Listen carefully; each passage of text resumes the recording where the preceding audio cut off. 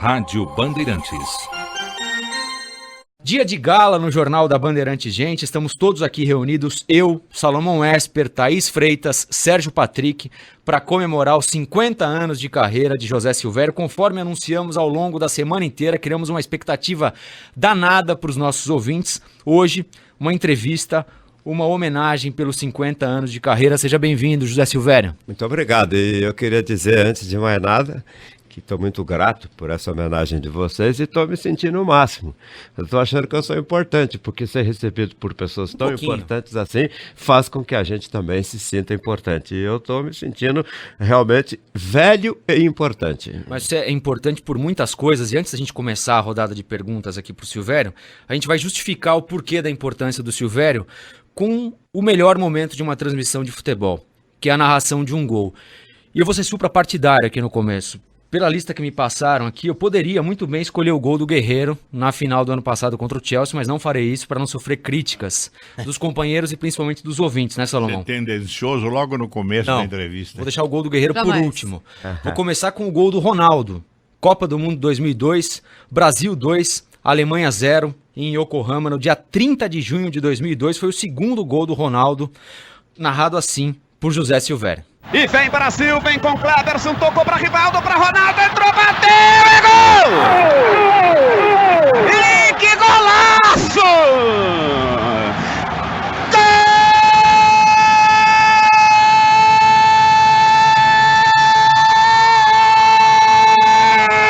Gol do Brasil!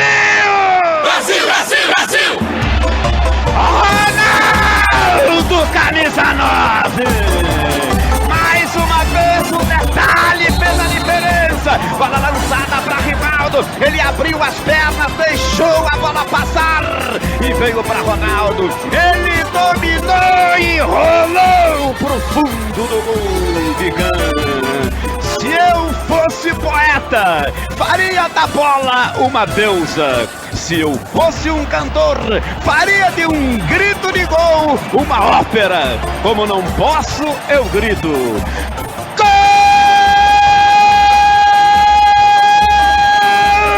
Brasil! Ronaldo! É de Ronaldo, camisa 9! Tá lá, Oliver Kahn! Pega aqui a sua, Leandro Quesada!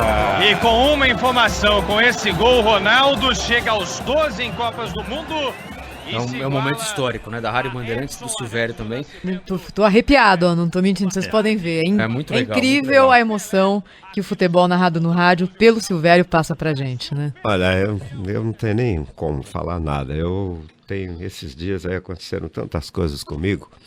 A única coisa que eu tenho feito, sinceramente, é chorar, porque eu tô realmente no pico da emoção. É muito legal a gente ficar lembrando isso. Vocês vejam, por exemplo, esse gol aí já tem 11 anos. É muito tempo, né? E você vai passando, você vai vendo, as coisas se renovam. E eu tenho pensado comigo, eu sou muito concentrado e penso muito. E eu fico pensando nessas coisas aí e fico querendo entender o que foi que aconteceu comigo para fazer esse tipo de coisa. E quando eu fico a única coisa que eu faço é rezar para agradecer a Deus por tudo isso. Não tenho, sinceramente, muita explicação, não tenho nem o que dizer. Esses dias eu estava conversando com a minha mulher e ainda falei para ela, puxa vida, eu sempre fui um cara tão tranquilo, tão modesto, tão bonitinho, tão humildezinho, não participa de nada, não faz nada, não vai atrás de nada, fica só na dele. De repente eu estou me achando, depois de tantos anos, com 50 anos de profissão, com quase 68 anos de idade, eu estou começando a me achar. E realmente isso faz com que você fique emocionado. Eu estou no pico da emoção e quero agradecer muito a vocês por essas palavras e por essas homenagens todas. Silvério, como é que é o teu... A gente vai falar de muitas coisas aqui, mas eu tenho uma curiosidade como ouvinte aqui. Como é que é o teu domingo antes de narrar um jogo desse aqui, por exemplo? Uma final de Copa do Mundo, Brasil e Alemanha, final da Copa das Confederações agora, um jogo importante. Você se prepara de alguma forma ou para você já é uma coisa tranquila, independentemente da importância do jogo, da relevância do jogo? Sabe, Rafael, é muito difícil explicar isso. Eu fiz da locução esportiva a minha vida. Então a minha preparação é diária. Eu me preparo o tempo todo. No sábado eu já estou pensando no jogo. Eu aprendi muito cedo. Eu tive uma sorte de trabalhar com alguns mestres e aprendi muito cedo que a gente tem que tomar muito cuidado, porque as palavras machucam mais do que alguns atos. Então você tem que tomar muito cuidado com o que você vai falar. Isso não significa que eu não tenha falado besteira. Aliás, falei muitas besteiras ao longo da carreira. Mas essas besteiras, elas voltam contra você. Então eu aprendi, e graças a Deus a vida me botou num caminho de ser locutor principal cedo ainda. Eu comecei com 31 anos. 31 anos locutor titular, então você ainda é garoto, você aprende muito, né?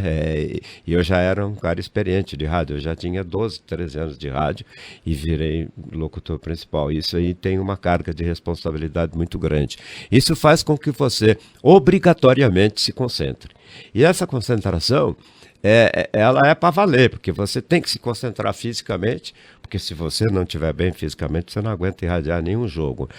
E aí tem uma coisa na minha cabeça. Qualquer jogo que eu vou irradiar é importante para mim. É o meu prato de comida. Isso eu aprendi logo no comecinho. Então eu tenho que fazer tudo o que eu vou fazer num jogo decisivo. A diferença do jogo fraco para o jogo decisivo é que o decisivo tem maior repercussão. Mas eu já vi coisas ótimas que eu fiz em jogos que não eram decisivos e importantes que morreram. E ninguém falou nada, ninguém comentou mais comigo. E em jogos decisivos, coisas menos importantes ficaram para a história. Então, essa é a diferença. Então, para mim, que vou trabalhar, que vou irradiar, não tem nenhum jogo diferente. Todos são importantes. Silvério, o Rafael perguntou do pré, eu queria saber como que é o pós. Como que é um pós-jogo? Você sai cansado, sai pilhado, um jogo à noite demora para dormir? Como que é a rotina de baixar depois de tanta emoção? O meu filho fez a melhor definição. Ele era ainda garotão, tinha as duas irmãs que são mais novas que ele, e elas tinham mania do domingo, quando eu chegava em casa, de pedir: pai, eu posso sair? Pai, amanhã eu posso fazer isso?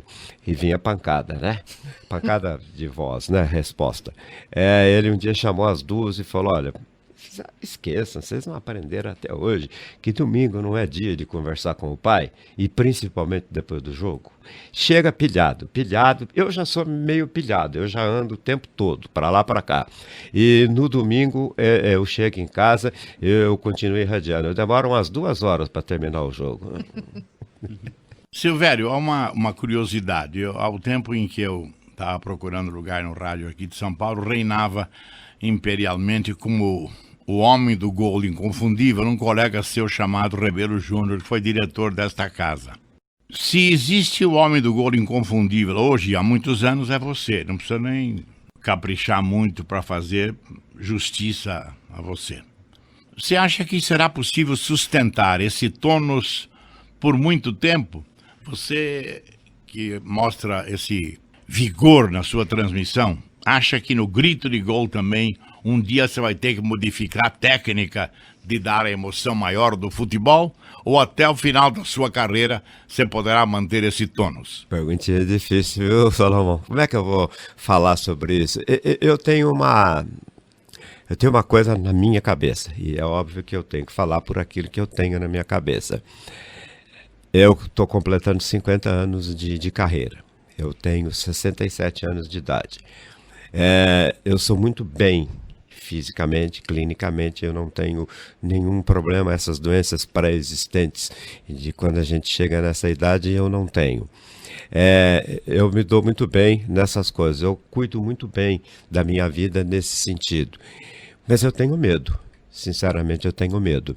Tenho medo pelo seguinte: 67 anos, você é um exemplo de vida, sabe disso, mas de repente pode, numa curva qualquer da estrada da vida aí, você ter alguma coisa que pare a sua carreira, ou que tire esse seu vigor. E eu confesso a você com toda a sinceridade que nesse momento que nós estamos conversando aqui, eu não estou preparado para isso não.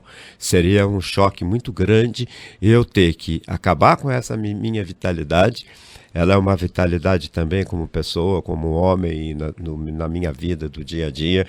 Eu tenho muito medo disso. Eu sempre tive medo desse tipo de coisa. Eu não tenho nenhum problema em trabalhar morte. Morte, para mim, é a coisa mais natural que existe. É como nascer e morrer.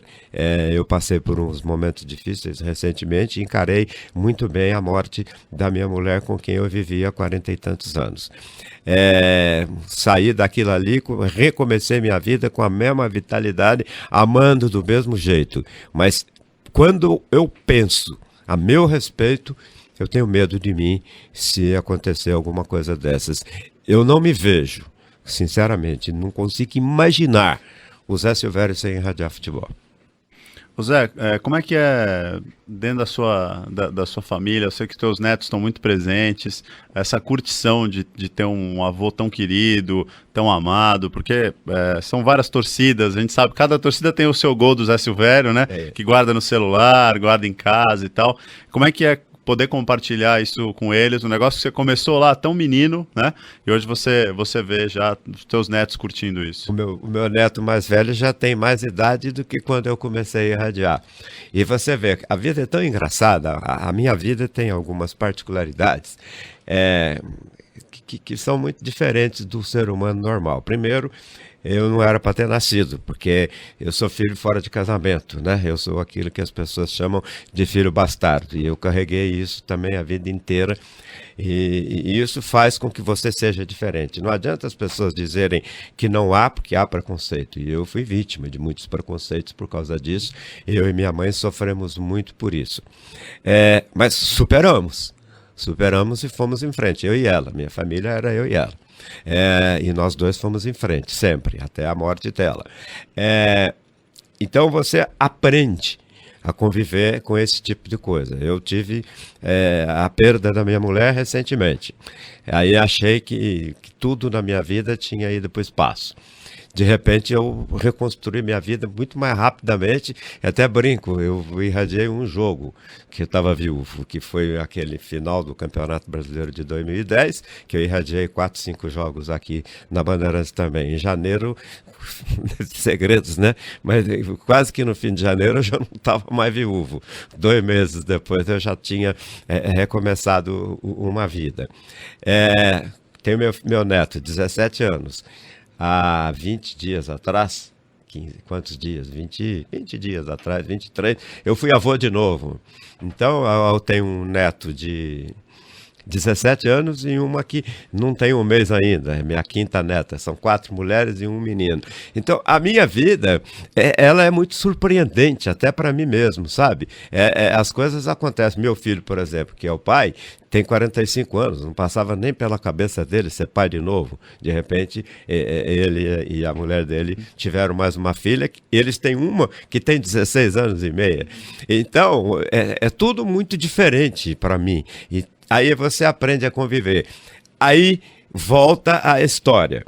E eu já disse isso, é um ponto de fraqueza meu. Eu sempre fui bem tranquilo, mas eu agora estou começando a me achar, porque com essa idade, com 50 anos de carreira, achando que não ia acontecer mais nada na minha vida, arrumei um amor, agora arrumei mais uma neta. Quer dizer, é tudo uma coisa muito, muito maluca, né? Muito, muito louca, é uma renovação permanente. Então, eu acho isso super legal, super bacana. Esse meu entusiasmo não é no lado negativo da vida, é no lado positivo. E eu faço questão de contar isso, sabe? Contar essas coisas particulares da minha vida, porque servem de exemplo. Você, quando você está achando que você está no túmulo, que você está indo junto com a sua mulher, você tem uma renovação na vida, e essa renovação vem 2 anos depois, com o nascimento de mais uma neta, da mesma família, de todos da família, primo primeiro dos outros, essa irmã de uma outra. Então, você fica vendo isso, você sente forças para contar essas coisas para os outros, para mostrar que na vida não existem derrotas, as derrotas são parciais. E isso você aprende muito no futebol. Hoje o time perde um título na quarta-feira e ganha no domingo, o outro talvez até mais importante ou menos importante, depende da hora. Então, esse tipo de coisa, Patrick, é que eu acho legal na vida. É você sentir isso. Aconteceu? Aconteceu. Aprenda que foi por bem e é realmente uma lição para você. Silvério, você já devia estar se achando já há algum tempo. Por exemplo, pelo menos pelas minhas contas não achava, aqui, não. Desde o dia 20 de março de 2002. Porque até então, a gente não tinha notícia de que um locutor tinha sido homenageado com uma placa por um gol que ele narrou. Foi um gol de placa dos dois lados, dentro do campo e na cabine foi um gol do Alex, que era meia do Palmeiras, justamente nessa data aqui, 20 de março de 2002, num jogo no Morumbi, Palmeiras 4, São Paulo 2, o Alex ganhou uma placa e o Silvério ganhou outra por essa narração aí. Não recua, ele domina, rompe a linha fora do campo, Arce passa pela direita, por dentro vem Itamar, vem Christian também, ele tocou para ele, Christian de primeira para Alex, dominou, fintou, que golaço, e bateu, fintou, goleiro, e que golaço! E que golaço! E que golaço! Alex chapelou a 3, adversário chapelou, Rogério Ceni tocou pro fundo do gol. Gol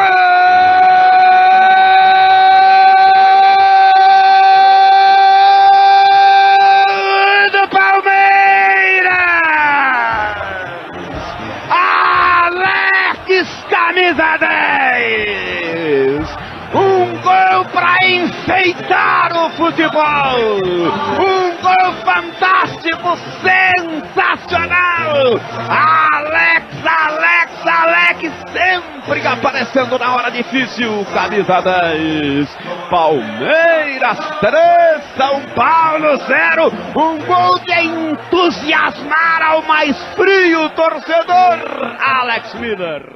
Silvério, acho que uma coisa que deixa as pessoas muito seduzidas com a narração esportiva, com a sua especificamente, é porque é impossível ensaiar um negócio desse aqui antes dele acontecer, né? Você vai pro jogo e pode ser um jogo terrível, sem um lance de emoção, e pode acontecer uma coisa genial dessa e você tem que estar preparado naquele momento para tudo, né? Você não tem um segundo para pensar, tem que sair falando e sai uma narração genial como essa.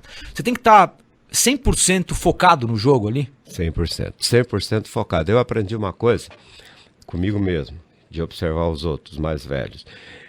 Eu tenho, e já foi até motivo de reportagem e de matéria a meu respeito, eu tenho uma folhinha de papel, onde eu escrevo os dois times, as duas escalações, sem nenhuma coisa diferente, normal, o nome dos meus companheiros de trabalho, que eu estou cansado de saber quais são, não dá para errar, mas na hora do jogo eu já vi que às vezes bate, de vez em quando você corre o risco de trocar, ou esquecer o nome de alguém. Um apagão relâmpago. Um apagão relâmpago. Então eu escrevo, só isso que eu faço, porque não dá tempo.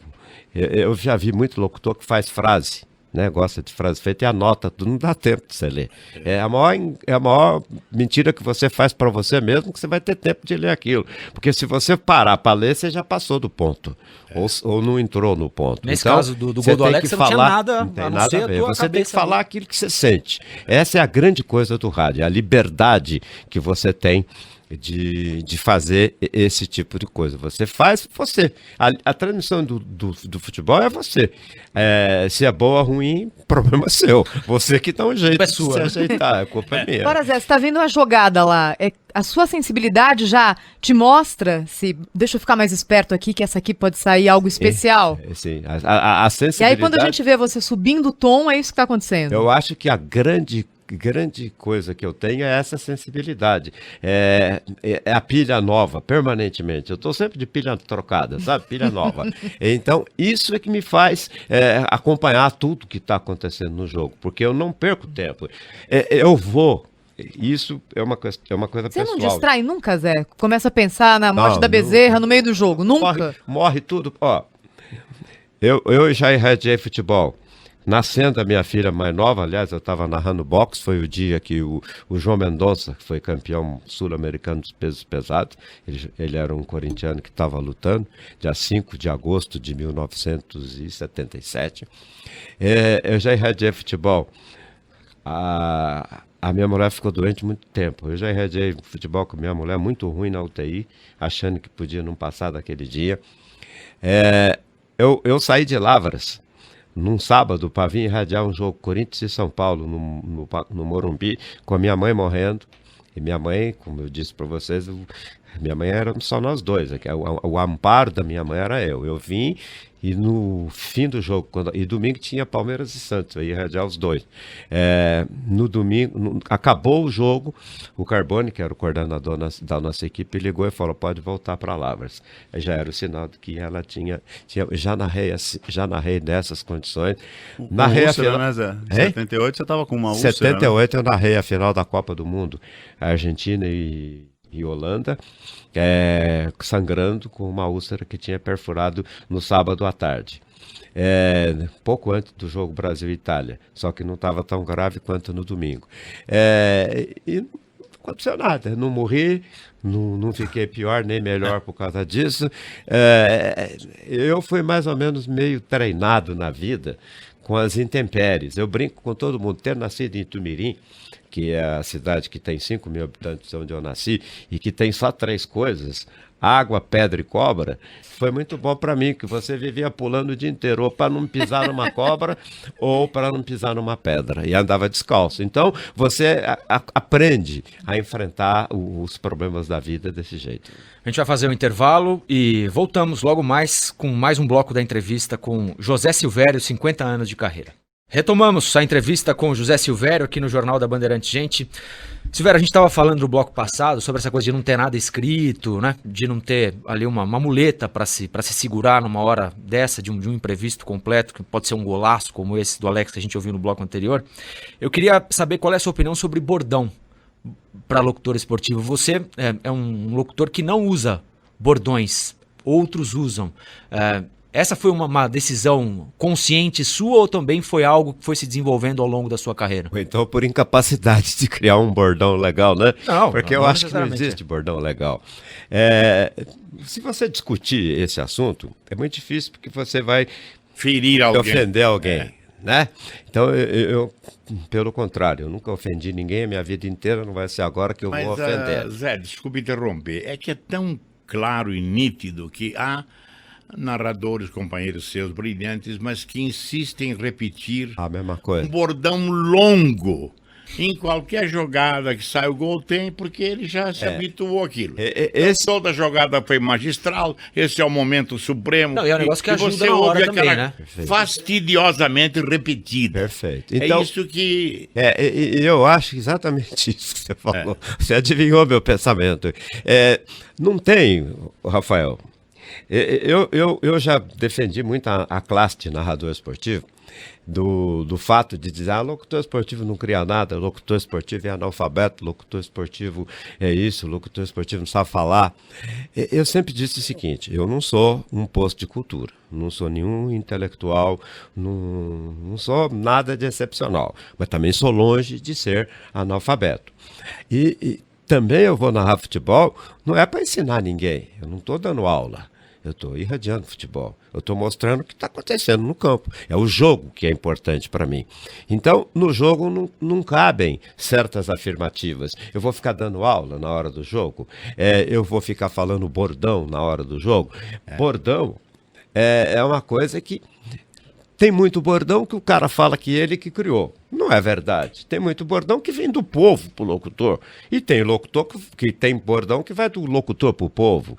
Mas o locutor que vai, cria um bordão e pega, o torcedor esquece. O torcedor não está preocupado com o seu bordão. Depois a gente lê numa biografia que ele tem o produtor de bordões ao seu lado. Exatamente. Traz a gente... Ele comprou por isso que é bom gente inteligente. Ele acha exatamente isso que eu falo sempre. Isso eu aprendi. Porque eu sempre fui muito conversador. Quando eu era mais novo, eu vivia em farra, ia para cá, ia para lá, conversava com gente de todo jeito. Eu nunca vi um cara falar um bordão numa conversa. E outra coisa, você nem todo gol na sua narração é golaço. É golaço, né? Golaço. Aqui. Você reserva os... Aí é golaço mesmo. Agora, tem o Ike Golaço, que não é um bordão, mas é um negócio que marcou. A gente vê até em... Eu não sei se te pedem autorização. Então, mas esse eu falo. A gente vê até em anúncios publicitários, às vezes, com a mesma entonação. A gente vê criança, por exemplo, brincando em quadra, aí o sujeito marca um gol e fala, Ike Golaço! Aí você fala, olha. Aqui, deixa eu te falar uma coisa. Duas coisas que eu vou falar aqui a respeito. essa história do Ikigolaço. Eu narrava futebol bem classicamente. Então, entrou, limpou, bateu, é gol. Ikigolaço. Falava assim, chutou para fora. Um dia eu descobri que eu precisava de um tempero. Então, eu fiz esse Ikigolaço do jeito que eu faço hoje. Eu fiz o para fora, dizendo isso. Eu tenho um defeito de voz que eu não consegui consertar, que todo mundo brinca comigo. O Salomão falou isso comigo em 1985. Eu falo, que sada! Aí, o que eu fiz com isso? Beto, hora que eu diga, né, Zé? É um defeito. Sinceramente, é um defeito que eu tenho. Eu não consegui cortar esse final. Aí, sabe o que eu fiz? Eu passei a usá-lo a meu favor. Eu peguei um defeito para usar como virtude, exagerando. Era a única maneira que eu tinha de ficar livre desse defeito. Eu não consigo, isso é impossível, olha. Já fui em fonoaudióloga, a fonoaudióloga falou, isso não tem jeito de consertar. Isso é um problema seu de voz, de nariz, de tudo, somando. Então vamos usar pelo lado positivo, sabe? Aprender a trabalhar com seus próprios defeitos. E uma outra coisa que eu brinco sempre, você tem que aprender a perder na vida, para você conseguir vitórias. Então, aí eu falo, o que eu vou fazer com isso daqui? Ah, tá bom, já sei, vocês vão ver. E comecei a exagerar, exagerar no gol, sabe, fazer... Tem muita gente que fala, mas você exagera nisso. Eu sei que eu exagero, mas se eu for narrar só tecnicamente, não vai acontecer nada. O perigo do exagero é semitonar, porque chega uma hora, é impossível sustentar por tanto tempo o grito de gol. Mas você sabe que é muito engraçado, Salomão? Você que é experiente sabe muito bem disso. Semitonar é desafinar no popular. É isso mesmo. De vez em quando, você está narrando. Porque eu já expliquei isso 1 milhão de vezes. Não é uma máquina que está narrando. Tem gente que fala que o gol tal é maior, o gol tal é menor. Aí tem, a gente sabe, né? Às vezes o torcedor de um time Tantos fala, olha, segundos. o Silvério, ele Mas grita mais forte esse do que aquele. Uma teoria da conspiração em torno disso, né, Eu Zé? não narro o gol olhando pro cronômetro para falar, não, Quebrar esse gol recorde. aqui tem que ser 8 segundos, esse aqui tem que ser 10, esse só 5. Muitas vezes você não aguenta. Você vem na narração, porque não é só o gol, né? Você vem na narração, tá lá em cima, você vai gritar o gol, você não aguenta. Aí você tem que ser inteligente, né? Aí você aprende, não é questão de inteligência. Você aprendeu na profissão, não, esse vai ser menor hoje. Quando esse negócio do semitonar, eu já desafinei num monte de gols e nunca fiquei Uma preocupado. casquinha de amendoim pode ser responsável por Pode isso. ser responsável. Aí o que acontece? É isso que eu te falo, que eu acho que eu consegui ir em frente porque eu aprendi a perder. Então, às vezes você perde para sua própria garganta, você perde para sua própria voz, você perde para sua própria ineficiência ou para uma coisa que você não sabe fazer. Então, o que você faz? Você exagera naquilo, ou brinca ou escapa. Então, por exemplo, se você pegar um gol, dependendo do tipo de gol, e eu já fiz isso, que eu senti que eu ia desafinar, aí eu desafinei de verdade, para ficar engraçado, porque era a única maneira que eu tinha. Gol não dá para você repetir a narração. Gol não tem repetição, cada um é cada um. Então você... Aliás, não dá, né? Não dá. Aliás, o gol não foi assim, eu vou narrar de novo. Aliás, esse gol é muito brasileiro, né? E acho que você viajou... Você tem a conta dos países, Zé? Eu fiz uma vez uma conta, são quase 100 países. É um negócio incrível, né? Acompanhando clubes, Isso. seleção brasileira. São 50 anos, né? 50 anos de carreira. E você deve ter percebido como essa narração brasileira chama atenção fora daqui. Acho que a gente tem alguma coisa a gente bonita tem na coisas Colômbia. Tem histórias né? inacreditáveis. A Colômbia era, porque acabou também, desde que morreu não, que parou de irradiar aquele que virou senador. Da Caracol, né? Da Caracol, que agora eu esqueci o nome dele aqui nesse instante. Desde que ele parou de irradiar, acabou essa escola colombiana. E a do Brasil com esse grito de Mas gol. ninguém mais faz assim, nenhum outro país faz o... A Argentina faz, mas faz muito baseado no que nós fizemos aqui. Fazem muito de repetir o gol, né? Fala gol, Gosto, gol, gol, gol, isso. gol, gol, gol. Fala várias vezes, mas Aconteceu esse um grito negócio- longo aconteceu um é bem negócio brasileiro. muito engraçado comigo. Eu estava em Viena, narrei um jogo Brasil e Áustria, e a TV da Áustria me filmou. Aí pegaram um cara lá brasileiro que sabia falar alemão e fez uma entrevista comigo.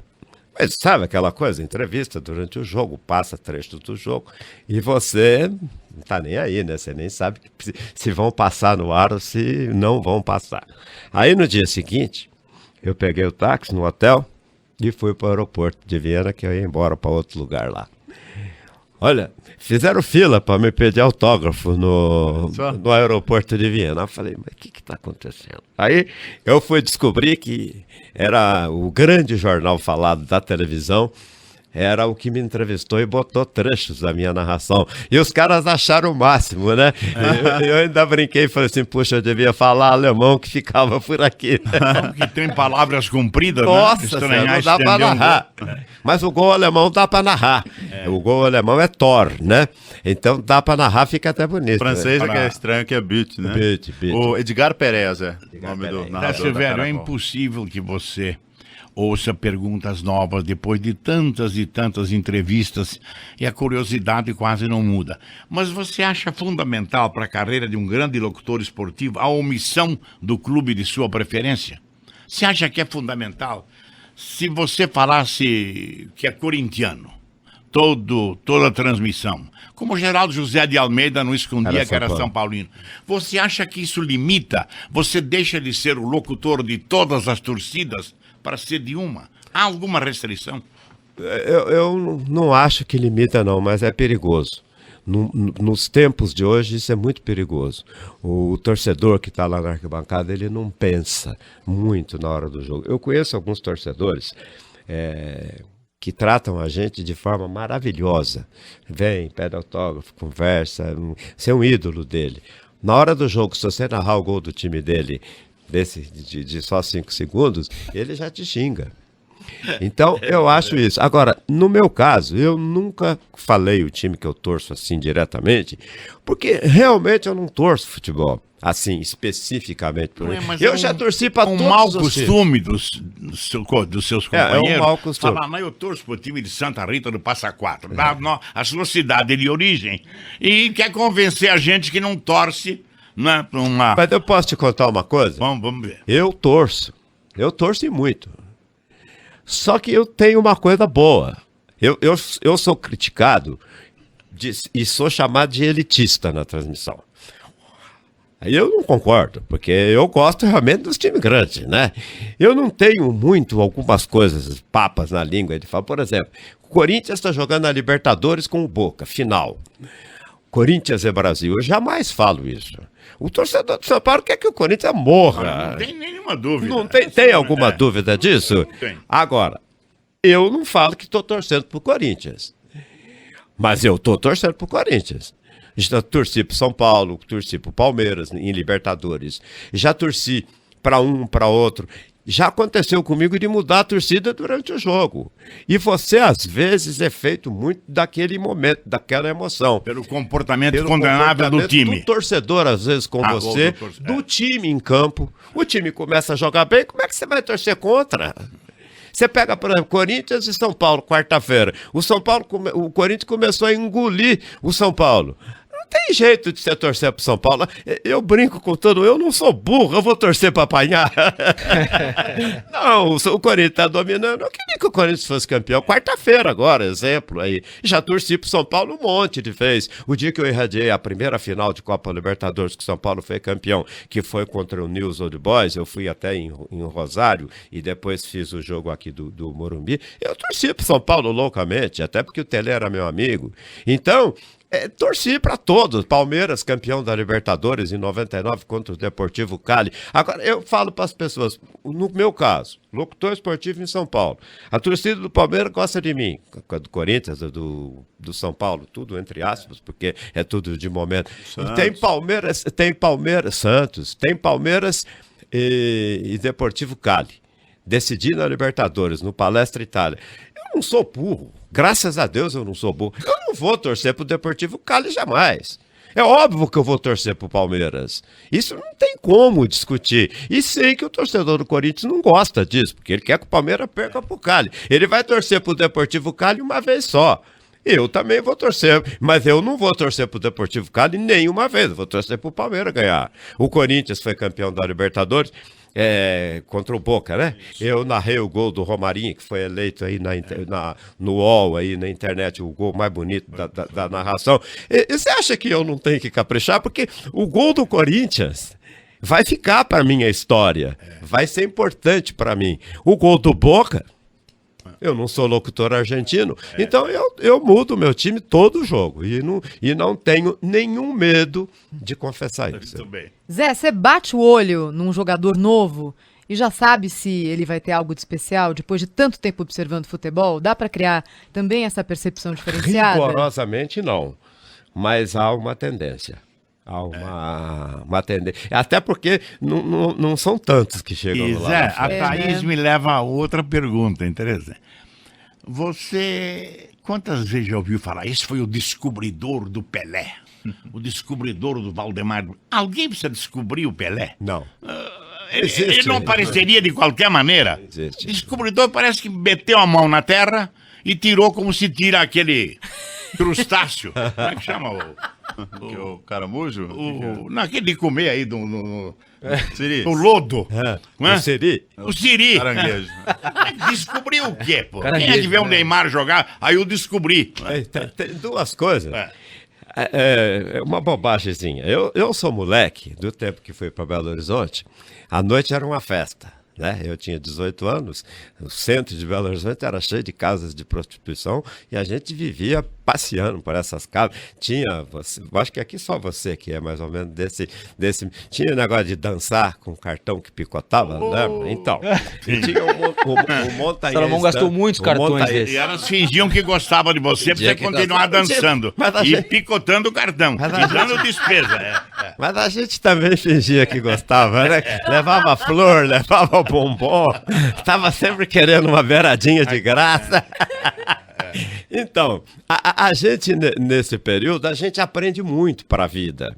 Porque só tem pilantra nesse ambiente, né? Tem os espertos, o cara que pede você para pagar uma cerveja, te conta história pra caramba. No final você paga uma dúzia de cerveja para ele, aí você fica duro também. Depois aí ninguém paga nada para ninguém. E você vai tocando o barco nesse tipo de vida. Então, nesses lugares você aprende tudo isso. Jogador bom e mulher bonita, todo mundo quer. E todo mundo se sente o dono. Eu acho um descobridor, por exemplo, se os irmãos Vilas Boas, na Taba, lá enfiado no meio do mato, vissem controlando um coco, um índio.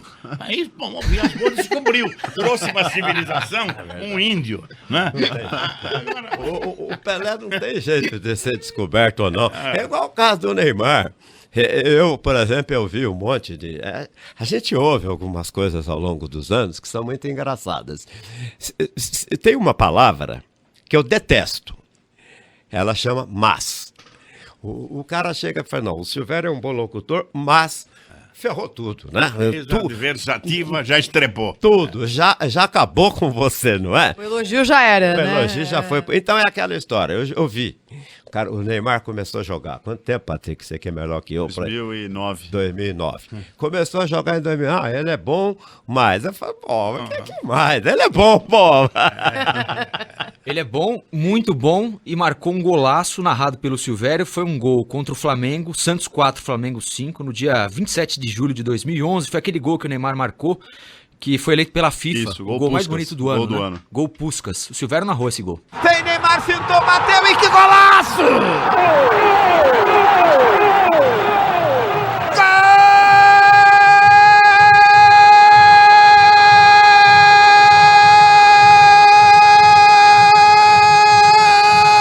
Gol do Santos!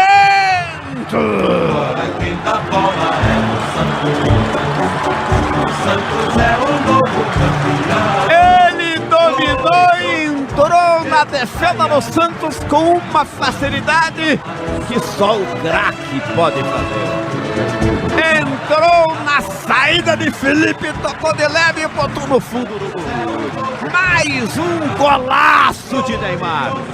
Na marca de 25 minutos, 30 segundos, etapa primeira do jogo. Neymar, camisa 11. Santos 3, Flamengo 0. Que golaço. golaço, né? E o interessante é que ele faz o gol não com o pé que 99,9% dos jogadores usariam para chutar, né? É meio que com o pé de apoio para antecipar a chegada do goleiro. E aí eu quero te perguntar dos craques, que eu sei que são grandes parceiros, porque eles fazem esses golaços e eles ficam para a história, né? Na sua belíssima narração, Zé. Mas muitas vezes esses toques eles são tão geniais. O Ronaldo fazia muito isso, o Romário fora do tempo do zagueiro, o cara não tá esperando muito bem aquela jogada. E te pega também muitas vezes, né? Agora, como é que você chega no tempo de um craque como esse e consegue entender esse tipo de jogada? Ó, Patrick, podia pegar antes, agora não pega mais não. Sabe por quê? Eu acabei de falar aqui do elitismo. Esses jogadores eu trato diferente também. Sabe o que acontece? A gente aprende os caminhos, né? Tem negócio do macaco não põe a mão em cumbuca, né? Você não pode. O Neymar pega uma bola e vai para a área, você não pode fazer nada. O texto que espere, o repórter que espere, você vai com ele. Se ele errar, não tem importância nenhuma, o problema é dele. Agora, se você errar, o problema é seu. Se ele faz o gol e você não narra, o problema é seu. Então você tem que estar pronto para narrar o gol dele. Então tem essa categoria de jogador. Romário, Neymar, Ronaldo, Alex, a gente aprende, porque eu brinco isso, a gente narra futebol o dia inteiro, quando tem jogo eu tô vendo em casa também, não é só aquela coisa que eu vou ver só o jogo que eu vou narrar, não é isso, você começa a observar o jogador, começa a sentir o jeito que o jogador tem jogador tão malandro, que ele vai pro canto do campo, e fica lá esperando. De repente ele dá uma arrancada e chega na área e faz o gol. Então eu falo assim, você não me pega não, meu. Você acha que eu não tô vendo? Então esse tipo de coisa é a percepção. Desculpe, também não tenho pretensão de ser nenhum super modesto. É exatamente o treino do profissional. Ele tem que estar, como ele se prepara para fazer o gol, eu me preparo para narrar o gol dele. Porque eu não posso perder certos gols. De novo, o cara fala, erro é humano.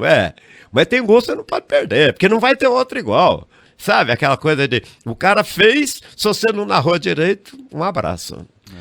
Bom, a gente vai encerrar mais um bloco aqui então, e daqui a pouquinho voltamos pro último desta entrevista de hoje com o José Silvério. Terceiro bloco da entrevista com o José Silvério, que comemora 50 anos de carreira. E logo na abertura desse último bloco aqui, eu quero chamar mais um gol do Silvério. A gente já levou a hora aqui um gol da Seleção Brasileira, um gol do Palmeiras e um gol do Santos, né? Então a gente vai, nesse último bloco, apresentar um gol do São Paulo e um do Corinthians para contentar todo mundo. O do São Paulo, escolhido pela nossa produção, foi marcado em 14 de julho de 2005. É um gol do Diego Tardelli.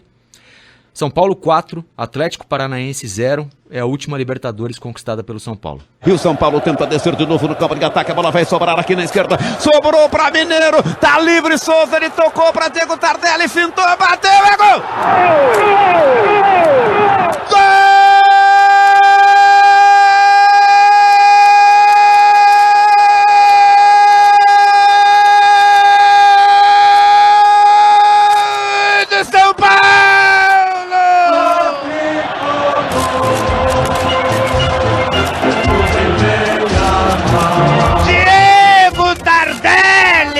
Camisa 19. A bola foi. Bom, tomara esse gol do Diego Tardelli em 2005. Dê sorte pra ele na quarta-feira que vem agora, na decisão lá no Mineirão. Eu queria usar esse gancho, velho, pra te perguntar o seguinte. Você é mineiro, trabalhou lá, trabalhou no Rádio do Rio também, aqui em São Paulo. Existe diferença pra trabalhar nessas três praças? Por exemplo, é diferente trabalhar numa praça onde há 4 clubes grandes, como São Paulo e Rio, do que trabalhar em Belo Horizonte, que a coisa mais dividida é Cruzeiro ou Galo? É uma coisa pessoal, né? Óbvio, eu que estou respondendo sobre mim, então é pessoal. São Paulo é tudo diferente. São Paulo mudou a minha vida. São Paulo me recebeu de braços abertos. São Paulo tem um amigo meu que criou essa imagem para mim, um grande amigo que sabia das minhas dificuldades de vida. Ele disse para mim que quando eu cheguei em São Paulo, Deus olhou e me pegou para ele. E deu tudo certo para mim, tudo diferente. Qualquer coisa que eu falar em relação a São Paulo é pouco para fazer qualquer comparação, não tem nada a ver. Salário de rádio, recepção de rádio, força das rádios, eu trabalhei em 2 fortes. Não tem comparação. Aliás, queria aproveitar, Salomão, de público, fazer uma confissão e te pedir um perdão. Em 50 anos de carreira, eu só fiz uma besteira na minha vida. E, infelizmente, foi com você. Então, eu queria deixar isso bem claro. E vou te contar uma coisa. A minha volta para Bandeirantes em 2000 teve muito a ver com essa besteira que eu fiz. Era uma tentativa de resgate e de recuperação da minha cabeça, tá? O que me fez dizer pro Zé Silvério, acho que você não gostava de mim. Porque eu fiz tudo para você ficar aqui. Não foi não. E você voltou às costas, né? Mas eu entendo. O Zé Silvério teve um desabafo comigo. Ele disse, eu não posso ficar em casa no domingo sem transmitir. Foi isso mesmo. E nós, da direção, queríamos... Vocês fizeram tudo. Não queríamos injustiçar a pessoa que antecedia no tempo o Zé Silvério, a sua fase de fastígio. Nós tínhamos combinado uma transmissão de cargo, praticamente. E eu entendo, só achei que o Zé Silvério ou não acreditou na nossa proposta, estão querendo eliminar a competição do adversário, trazendo o Zé Silvério para cá, para deixar no banco de reservas. E absolutamente não era isso. Nós tínhamos uma visão de futuro. Apenas que eu tenho horror à ingratidão. E nós não queríamos cometer isto com o nosso titular. Também um nome brilhante da transmissão esportiva. Foi isso. Mas os recursos que a gente pensava colocar à disposição do Zé Silvério eram inegáveis. Era ele mesmo. E com a anuência de quem ele ia suceder, na titularidade absoluta. Tudo combinado. Mas eu não sei, o Zé talvez tenha duvidado um pouco disso, ou talvez tenha ficado na ansiedade mesmo de não deixar um domingo de ócio. Não, tem algumas coisinhas que aconteceram, mas eu não posso dizer nada. A culpa foi minha, e por isso que eu estou aproveitando, o momento, porque são 50 anos e você pode passar em qualquer lugar por onde eu passei, onde eu estive, não tem uma vírgulazinha de comportamento meu. Eu sempre fui meio moleque, mas muito correto. E a única pessoa que realmente foi você. E eu, então, de público, eu peço essa desculpa. Foi você. só um Não adianta atraso. muito não, mas Foi só um atraso na chegada do Silvério, que se concretizou mesmo. Em 2000 você estreou no São Paulo e Bahia aqui, São né, Paulo e Silvério? Bahia. Eu me lembro desse jogo. São Teve um Paulo, gol de pênalti de alguém, né? Não sei. Foi 1-0, eu lembro desse jogo. Marcelo Ramos. 1-0. Marcelo Ramos. de alguém. Marcelo Ramos. Eu mas já perguntei por ele um dia desses. Eu Agora, lutei, Silvério. eu tentei me insurgir, queria fazer prevalecer o contrato do Zé Silvério, não queria a volta dele para a PAN, né? Foi... Bom, mas inegável que Já a minha teve, alegria, né, só foi postergada, foi adiada um pouco, porque hoje ele está aqui como se tivesse desde a fundação da Bandeirantes. Silvério. Mas eu tenho uma perguntinha para praticamente encerrar a minha... Zé Silvério, o que você se arrependeu alguma vez de ter sido neurastênico durante a transmissão? Eu, por exemplo, gosto do locutor neurastênico. Eu gostava do Ari Barroso, que era incapaz de gritar gol, como você imaginar um Zé Silvério, que ele usava uma gaitinha, uma flautinha na hora do gol, porque era incapaz de gritar um gol com voz altissonante. E do Aurélio Campos, outro nervoso no futebol. Você gosta desse tipo de... Não é que fez do mau humor uma tônica de vida, mas que tem alguns momentos de mau humor na transmissão, se insurgindo contra a atuação péssima de um jogador? Hoje eu não faço mais isso, eu já fiz. Sabe o que acontece, Salomão? Às vezes a gente é levado. Você vem com muito entusiasmo, com muita vontade, então você comete alguns erros que custam caro para você, e principalmente para a consciência, e você fica sem dormir mais ainda, mais agitado e mais nervoso ainda. Eu hoje não faço mais isso. Faço críticas, mas não chego mais à neurastenia. Eu não... Mais velho, eu aprendi que eu não vou mudar o mundo. Eu tinha vontade de mudar o mundo em determinadas circunstâncias. Eu acho que aprendi isso, né? Às vezes tem coisas que você demora um pouco mais para aprender. E eu aprendi que a gente não deve perder a paciência. E aprendi que o rádio tem que mostrar a verdade, mas tem que mostrar também que é divertimento. E eu hoje faço a minha transmissão mais divertida, mais alegre. Com toda sinceridade, me dei melhor assim. Silvério, a gente frequentemente recebe por e-mail o pessoal chamando para curso de locução esportiva, aprenda a narrar, faça isso, faça aquilo. Dá para aprender a narrar futebol? Eu confesso que eu não sei se é preconceito meu, mas eu acho uma certa, sabe, falando, bom, mas aprender, você pode aprender qualquer coisa, né? Comentar, apresentar, enfim, tudo é passível de aprendizado. Agora, aprender a narrar futebol... Ah, mas eu algumas acho... dicas, Não, talvez. Sim, você pode se aprimorar, tudo mais, mas... O dom uma avaliação pessoal, você precisa de um dom. ver, né? É um negócio que nasce com você e você aprimora, né? O Silvério não é hoje o mesmo narrador que era há 50 anos, mas o talento é dele, né? Ninguém te colocou numa sala e eu falou hoje assim... sou melhor, sinceramente, eu acho que eu sou melhor. Mas ninguém te colocou numa sala e falou assim, vai aprender agora a narrar futebol. Eu aprendi, mas eu já vim sabendo. Então, dá pra aprender? Você pegar alguém e falar assim, ó, vou te ensinar a narrar... Não dá. O locutor tem que ter pelo menos alguma coisa dele. Alguma coisa não, a maior parte é dele. Aí você desenvolve, você aprende. Eu criei uma imagem uma vez, o cara perguntou para mim o que eu acho que é um locutor de futebol. Eu acho que um locutor de futebol é aquele cara que chega no estádio, pega um corpo só de osso e ele vai moldando esse corpo e faz a imagem, colocando carne, músculo, olhos, fazendo a vida. E tem dia que ele faz uma pessoa bonita e tem dia que ele faz uma pessoa feia. Então eu acho que essa é a imagem que eu tenho do locutor. Mas ele tem que saber pelo menos conduzir o corpo com os ossos. Mas como que um moleque hoje que está nos escutando, a gente sabe, né? Menino lá, 10, 12 anos... ou quer ser jogador de futebol, ou quer ser locutor de futebol, não é? Ou ambos, se possível. Hoje narra no videogame, na época do Zé narrava no futebol de botão. Né? Como é que ele treina, Zé? Por onde começa? Pois é, eu tenho uma grande preocupação isso hoje. É muito estranho, sabe? Eu não gosto de falar sobre isso, porque eu quando era menino, eu ia pra roça, eu ficava em cima da porteira do curral contando a passagem das vacas como se eu estivesse narrando futebol. Eu narrava tudo que eu via na minha frente. Era uma fixação doentia para ser locutor esportivo. Então é isso, e a gente não vê isso mais hoje, sabe? A gente vê as pessoas querendo ser coisas diferentes e vendo mais facilmente. Ser locutor, você teria que ter menino narrando. Até o futebol de várzea acabou para o menino narrar o campo, ficar escondido no cantinho lá narrando. Então, ficou realmente muito difícil. Tem alguns locutores que a gente faz teste, que a gente tenta aproveitar, que narra diante da televisão. É diferente, você não tem aquela criatividade de ver o campo aberto à sua frente, sabe? Para quem é mais velho, dá até para narrar de frente da televisão, mas para quem está começando, ele vai narrar a vida inteira só aquele quadradinho da transmissão dele. Vai ser uma transmissão literalmente quadrada.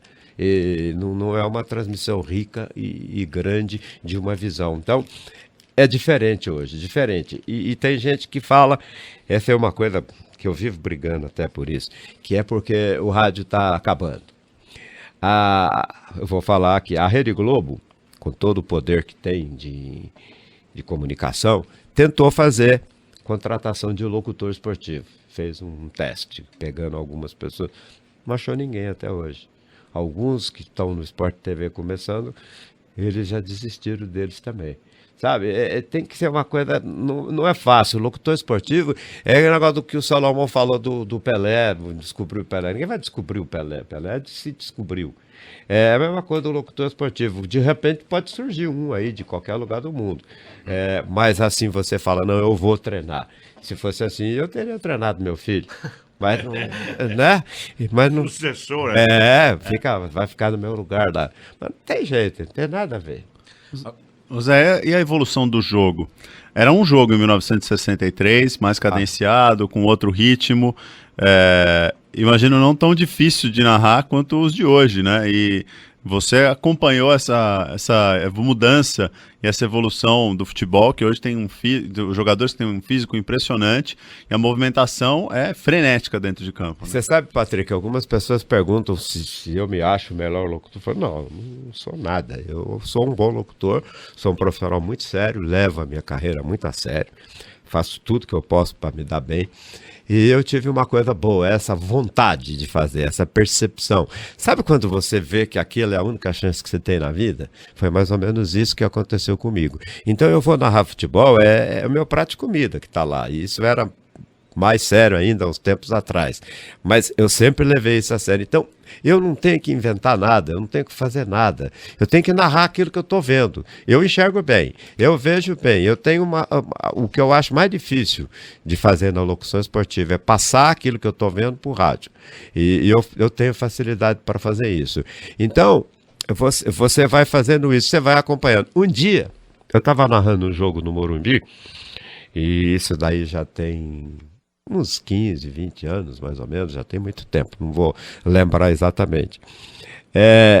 Um back, a bola foi recuada para um back qualquer, ele pegou a bola para sair jogando. Quando ele pegou a bola para sair jogando, eu fui ler um texto. De repente eu olhei para o campo, tinha um cara tomando a bola dele e partindo para o gol. Aí eu fiquei pensando, e eu nunca fui de cometer erros técnicos, não. Eu sempre soube separar bem o texto do jogo. Aí eu olhei, falei, opa, o que está acontecendo aqui? Será que eu estou ficando velho já? Ou o que está acontecendo? Aí eu passei a observar o jogo. Eu vi que o jogo estava ganhando uma velocidade muito acima daquele normal. Eu narrei. Veja bem, eu comecei a narrar futebol em 63 em Lavras, mas eu fui para Belo Horizonte em 64, fiz o teste na Rádio Itatiaia e em 64 eu vim fazer um jogo. Foi a primeira viagem minha pela Rádio Itatiaia para um jogo bom. Foi Santos e Flamengo, decisão da Taça Brasil de 64 no Pacaembu, com chuva. 4-1 para o Santos.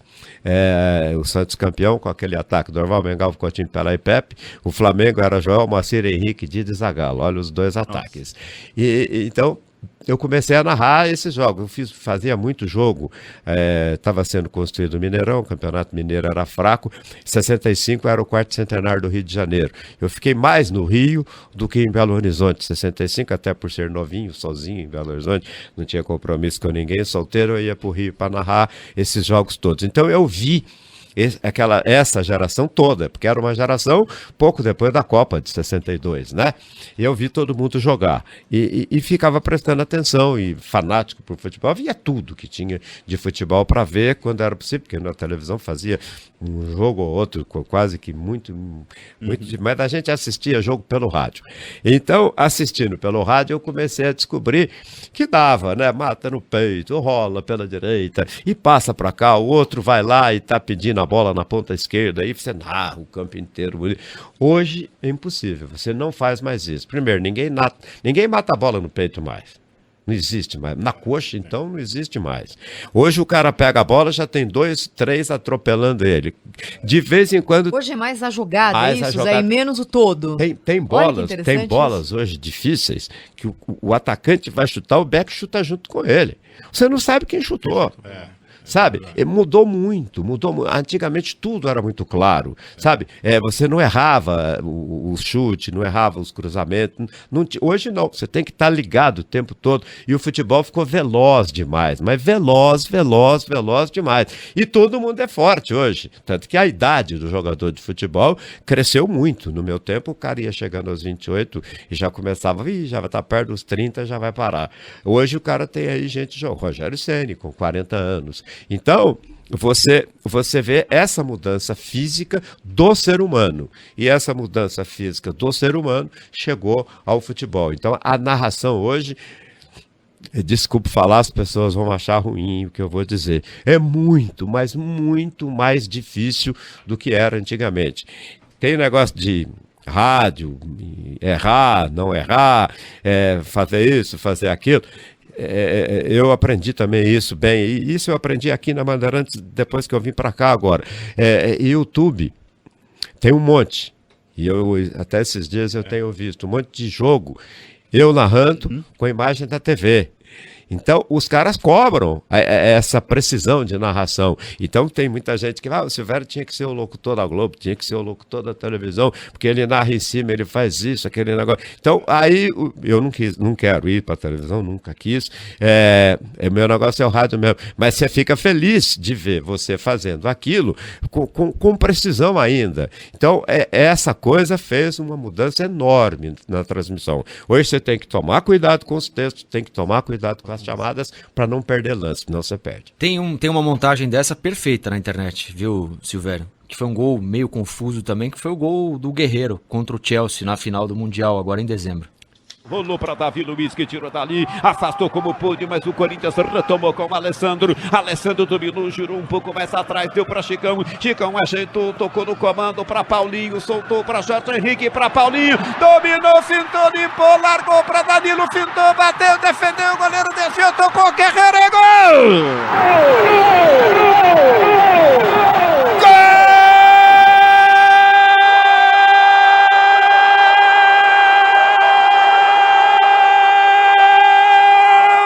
Do Corinthians!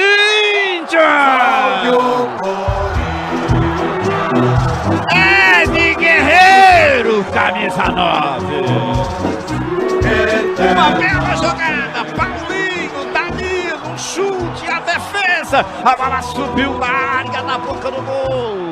Foi um lance exatamente assim, né? Confuso, a bola bate, rebate e na medida em que na internet o pessoal faz essa montagem da imagem com a narração do Silvério, a gente tem ali a ideia da precisão da narração, porque cada vez que a bola pipoca, você vai ouvindo o Silvério dizer, a bola foi pra lá, foi pra cá, bateu aqui, bateu lá. Silvério, a gente me encerra por aqui a entrevista, foi muito legal bater esse papo com você, tenho certeza que os ouvintes adoraram, que a gente foi salpicando a conversa com gols de todos os clubes aqui, uma coisa suprapartidária da seleção brasileira também. E eu repito aqui um negócio que eu falei no Jornal Gente essa semana. Para mim, é claro, a gente conhece você há muito tempo, trabalha com você há muito tempo, mas para mim o momento mais representativo, quando a gente cai na real mesmo e vê a relevância que você tem para muita gente, para a vida de muita gente, foi na tarde de autógrafos daquele audiolivro, desse jogo aí, do Mundial do Corinthians. Eu tava sentado ao seu lado, e aí chega um pai com um molequinho, um pré-adolescente, 12, 13 anos ali, e acho que ele não te conhecia, ele não conhecia sua fisionomia, seu rosto.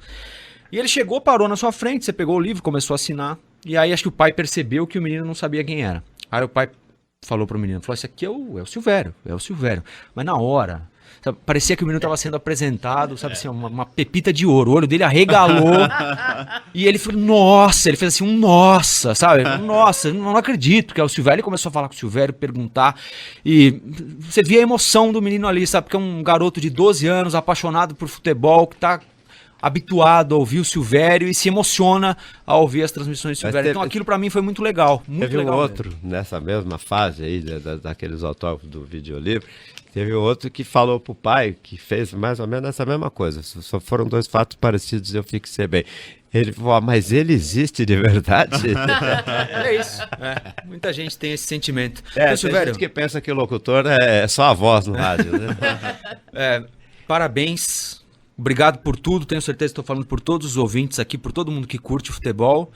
E queremos ouvi-lo muitas e muitas outras vezes, sempre. Mantendo-se sustenido, isso é importante.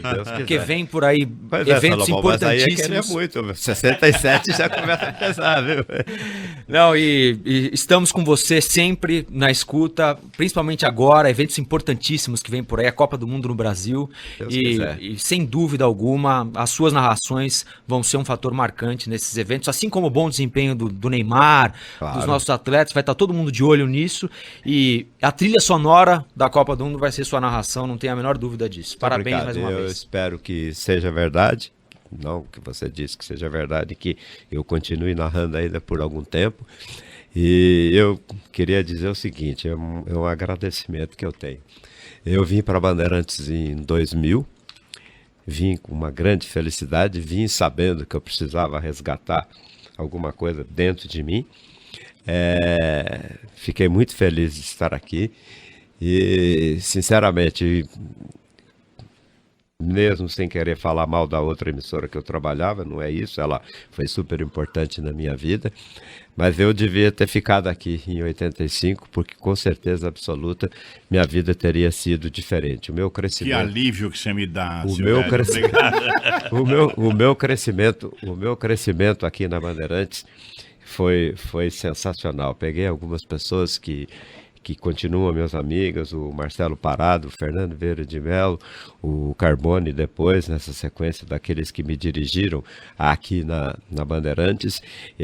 Comecei a conhecer outras pessoas e vi aquilo que eu sentia.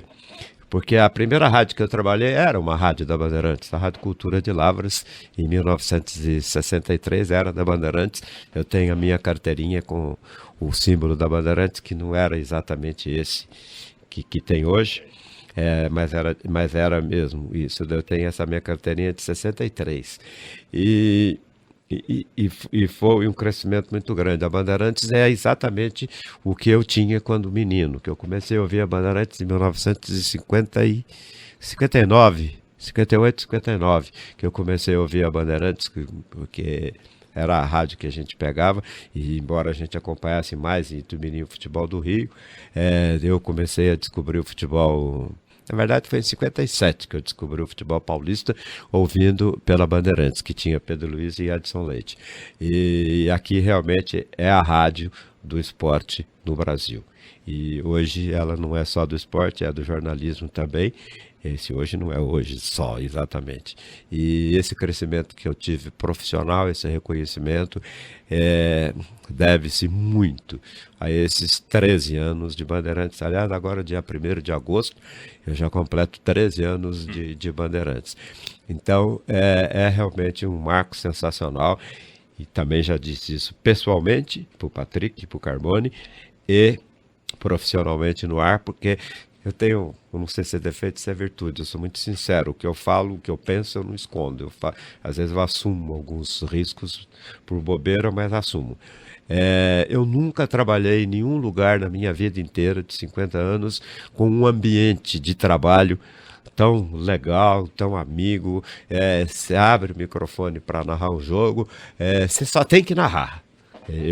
No meu caso, só tenho que narrar, não tenho que ficar preocupado com nada, porque eu tenho certeza absoluta que aqui atrás não tem ninguém que queira me derrubar. Tá todo mundo jogando comigo, todo mundo jogando do meu lado, e eu jogo a favor dessas pessoas todas. E tenho certeza que essa minha passagem pela Bandeirantes, pelo rádio, é uma passagem que ajudou muita gente, e principalmente a mim.